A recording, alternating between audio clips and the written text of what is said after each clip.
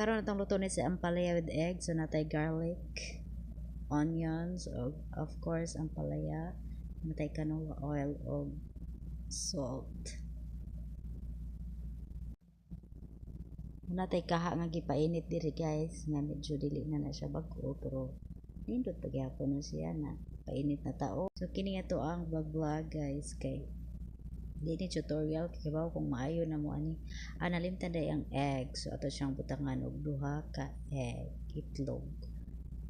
So karon ato nang gilunod ang sibuyas og ahos.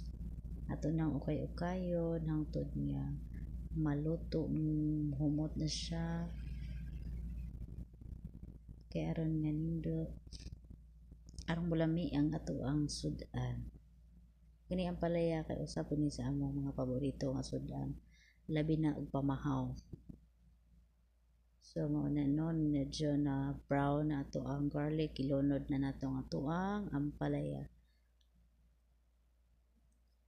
Tan tan tan tan.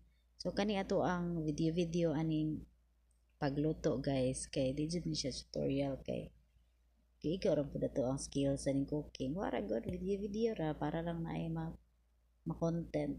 Ingon pa nila. Ingon pa sa mga nagsugod og mga dugay-dugay na sa aning pag-vlog kay sagod sa ragod video lang para lang na ay ma-upload. So na mga kamot diri ning puli guys, kana siya bot kinsa na siya. Ato na lang siya itago sa pangan nga Raimundo. Kay nga natuon man daw to niya kay naliging nag-OJT bata sa cooking, koreksyonan man ta ning mga nagmasteral na okay ra pod para makatunta. So kung magluto kog mga utan guys kaning mga green kay di ko ganahan na mga overcook bitaw. Ganahan ko medyo kuan lang kanang lahilaw pagamay ba. Mas lami man po na siya, mas masustansya. So gibutangan na natog asin. Ningon di akong kauban diha nung nabutangan daw nato na o gamay nga star margarine para mo blend lang sa timpla.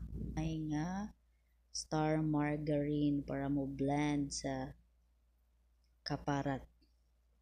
So manano atong gibutang a little lang din atong ukay-ukayon. Hangtod nga medyo maluto siya gamay kay aron nga ato na pong ibutang ato ang egg. So manano siya nabutang na nato ang egg no.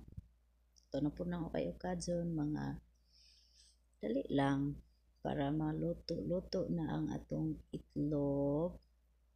Nya mao to kining sudan na pod guys, kamo pod ni ang lutoon permi sa akong nanay sa una kay katuna pa mi nagpuyo sa bukid.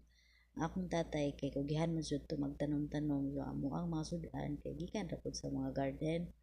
Nya di ko makalimot sa una sa bukid nga pas na magluto na gina sa nanay og ang palaya with egg. Piti na gid na mong sa tira mga on kay namian man jud mi aning sudan na sa bukid nga kanang pinahapla nga pagkalingkod ba ni nya kanang magkinamot ra nya paningog ka lamian mo kaon yang sudan kay ang palaya ra di ay turara na siya no, simple ron mo na siya nga sudan pero masustansya na siya og healthy. Nilami man jud kay pud muluto tong nanay ug ang palaya kay di man jud mapait. Nakani pa akong anak kay ganahan po kag palaya na ko di. Ang paborito so mao ni ato ang finished product. Ato na ni siyang gihukad. Ning comment ang atong kauban diha nga medyo murag wa kuno napagod ang palaya.